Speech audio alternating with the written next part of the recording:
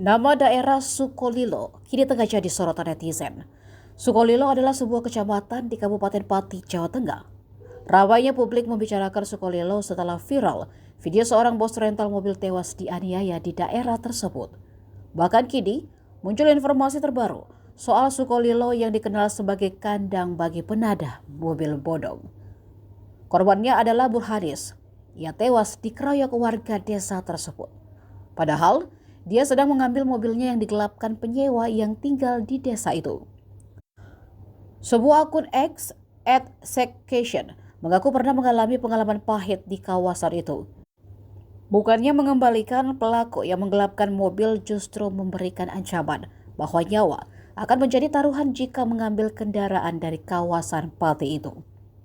Akun lain pun ikut menimpali @adaptor bahkan mengatakan jika plat K memang kandang kendaraan leasing dan rental sejak dulu. Warganet kemudian ramai-ramai membongkar Borok Pati dan Sukolilo.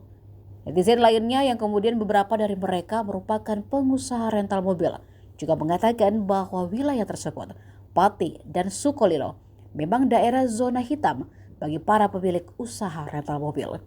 Desa tersebut sudah terkenal dengan sindikat penggelapan mobil rental dan leasing mobil.